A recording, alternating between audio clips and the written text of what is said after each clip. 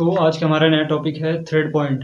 जैसे कि आप देखते हैं ये है थ्रेड बना हुआ है। थ्रेड थ्रेड यानी सबसे पहले मैं बताना हूँ आपको कि थ्रेड क्या होता है। बेलनाकार सतह पर हेलिक्स के आकार में, यानी हेलिक्स जिस प्रकार हेलिक्स स्प्रिंग होता है उस आकार में समान कट का एक ग्रुप काटना थ्रेडिंग कहलाता है। चूड़ीदार जोड़ का उपयोग दो कंपोनेंट को आपस में अस्थायी रूप से जोड़ने के लिए यूज में लिया जाता है। इसमें क्या है कि आवश्यकता पड़ने पर अगर कंपोनेंट को खोलना पड़ जाए तो वो अलग किया जा सकता है। इसका उपयोग ज़्यादातर मशीनों में मेंटेनेंस जगहों पे ज़्यादा होता है। वैसे बहुत सारी जगहों पे होता है, लेकिन मेंटेनेंस जगह पे थ्रेड का ही उपयोग किया जाता है, क्योंकि वहाँ पे बार बार ओपन और ऑफ करना रहता है। तो अब आपको बताते हैं थ्रेड के पॉइंट्स बहुत महत्वपूर्ण हैं। इसमें जो हेडिंग है बहुत ही महत्वपूर्ण हेडिंग है। इसमें क्या है, जो पॉइंट्स हैं वो उसको आप जान जाएंगे। इसमें बहुत सारा फार्मूला, उसको फाइंड करने में आपको आसानी होगी, लेकिन उससे पहले आपको पता होना चाहिए इसके जो बहुत सारे इंपॉर्टेंट पॉइंट हैं। तो सबसे पहले क्या है कि ये इसमें आप देख सकते हैं ये थ्रेड का सबसे निचला हिस्सा है, ये सबसे ऊपरी हिस्सा है। तो इसमें जो एक बनेगा डायमीटर,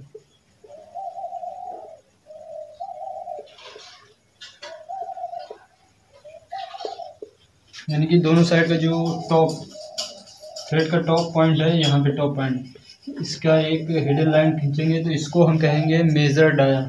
इसमें थ्रेड में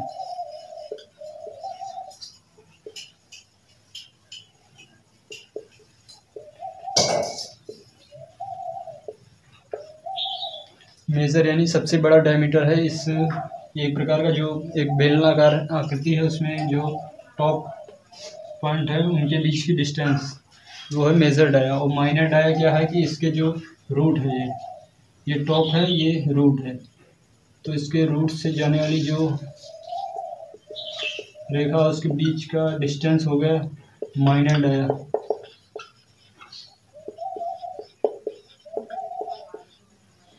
ये टॉप लाइन से जाने वाला जो रेखा है इसका जो डायमीटर है वो मेजर डायमीटर, और ये है रूट, रूट के बीच का जो सर्कल है वो माइनर डाया। यानी कि इसको आप 3D में इस साइड से देखेंगे तो इसके रूट से जो एक सर्कल दिखेगा वो माइनर डाया होगा, और इसके जो टॉप थ्रेड के टॉप साइड से दिखेगा वो भी एक प्रकार का सर्कल दिखेगा, तो उसको हम कहेंगे मेजर डाया। तो अब इस थ्रेड का जो सेंटर से है वो एक रेखा जाती है सेंटर से,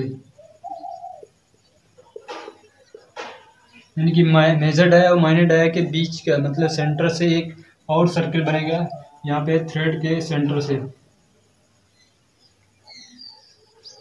तो ये डायमीटर कहलाएगा पिच डाया।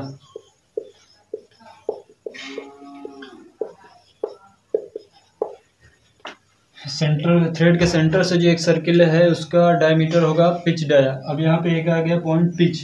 पिच क्या होता है? पिच मैं आपको बताता हूँ, ये भी बहुत इंपॉर्टेंट पॉइंट है, हेडिंग है जी, समझ लीजिए। तो ये पिच कहलाता है कि क्या कि दो कॉन्टिन्यूस थ्रेड के बीच का डिस्टेंस ही पिच कहलाता है। यानी दो लगातार थ्रेड के बीच का डिस्टेंस पिच कहलाता है। यानी कि जैसे कि ये है थ्रेड, थ्रेड का एक पॉइंट ये है और थ्रेड का एक पॉइंट ये है, तो इसके बीच का जो डिस्टेंस होगा ये कहलाएगा पिच। यानी कि ये थ्रेड के बीच में कोई भी थ्रेड, लेकिन लगातार दो थ्रेड हो, यानी कि ऐसा नहीं कि यहाँ पे एक थ्रेड का पॉइंट यहाँ पे एक थ्रेड का पॉइंट के बीच का पिच, नहीं, लगातार दो थ्रेड के बीच का डिस्टेंस पिच कहलाता है। जैसे कि आप देख सकते हैं ये हो गया पिच, और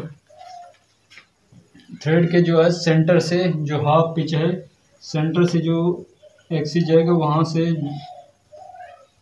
देखेंगे दोनों के बीच का डिस्टेंस वो हो जाएगा हाफ सर्किल पिच,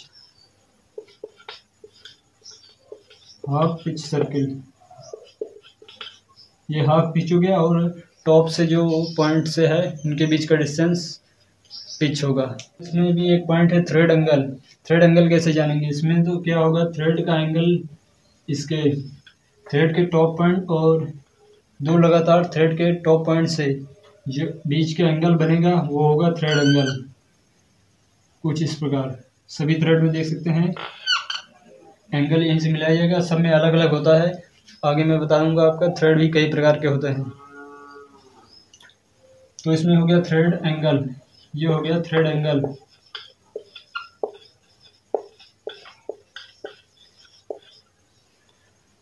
और अब इसके बाद बताते हैं आपको रूट। तो आप जानेंगे ये है रूट, यानी कि थ्रेड का अंदरूनी भाग रूट कहलाएगा।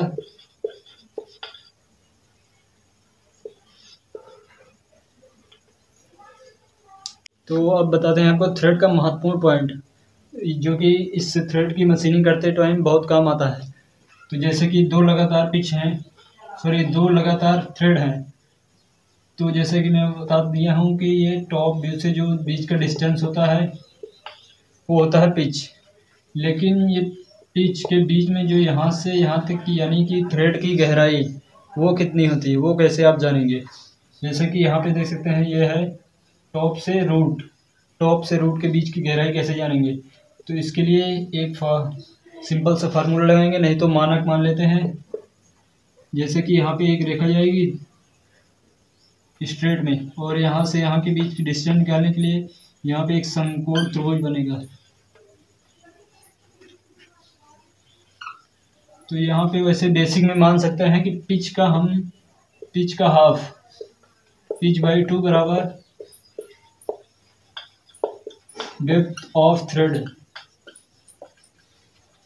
यानी कि पिच का आधा हम थ्रेड की गहराई मान लेते हैं। ये सब मशीनिंग करने के दौरान आपको बहुत काम आएगा। तो थ्रेड के डायरेक्शन के हिसाब से दो प्रकार की थ्रेड होती है, यानी कि थ्रेड का डायरेक्शन एक होता है राइट हैंड थ्रेड, एक होता है लेफ्ट हैंड थ्रेड। तो राइट हैंड थ्रेड में क्या होता है कि इसमें क्या है, नट के ऊपर, बोल्ट के ऊपर अगर नट को आप राइट हैंड यानी क्लॉकवाइज घुमाएंगे तो क्या होगा कि नट आगे की ओर फॉरवर्ड बढ़ेगा। तो ये कहलाएगा राइट हैंड थ्रेड। इसमें चूड़ियों का जो एंगल होता है वो बाईं ओर झुका होता है, यानी कि इसमें ये हो गया बोल्ट,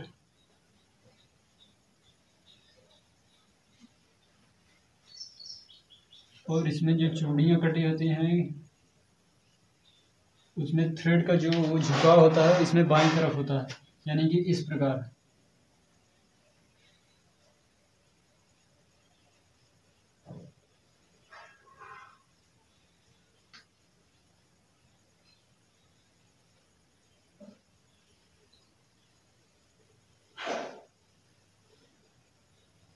यानी कि इसमें राइट हैंड थ्रेड में बाईं ओर बोल्ट का थ्रेड झुका होता है, जिसके कारण इसमें जो नट चढ़ाएंगे क्लॉकवाइज घुमाने पर वो आगे की ओर बढ़ते हैं फॉरवर्ड, यानी कि इसमें कुछ मिलान कुछ इस प्रकार होता है।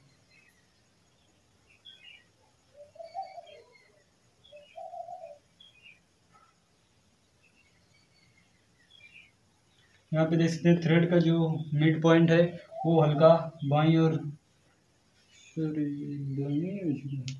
इसमें क्या है कि थ्रेड का जो एंगल होता है वो बाईं ओर होता है, यानी कि बाईं ओर झुका होता है थ्रेड का एक्सिस। तो इसमें जैसे कि बोल्ट होता है, बोल्ट में थ्रेड होती है, इसमें नट को क्लॉकवाइज घुमाने पर ये क्या है, नट फॉरवर्ड होता है, तो इसमें थ्रेड बाईं ओर झुका होता है।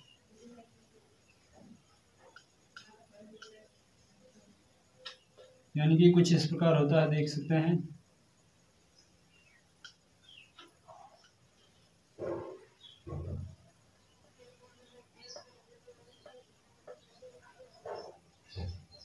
ये देख सकते हैं क्योंकि इसमें जो थ्रेड का मिड पॉइंट है वो थोड़ा बाईं ओर झुका है। इससे क्या होगा कि यहाँ पे नट लगाएंगे और इसको क्लॉकवाइज घुमाएंगे तो ये इधर की ओर आएगा, क्योंकि लेफ्ट हैंड में क्या होता है कि इसका थ्रेड का जो मिड पॉइंट है वो राइट साइड होता है।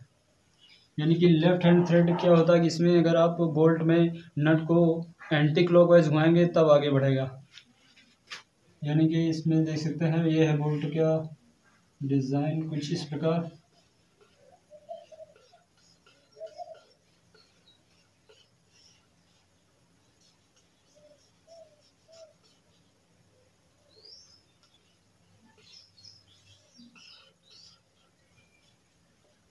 इसमें क्या होगा, इसका थ्रेड का एक्सेस दाईं ओर झुका रहेगा।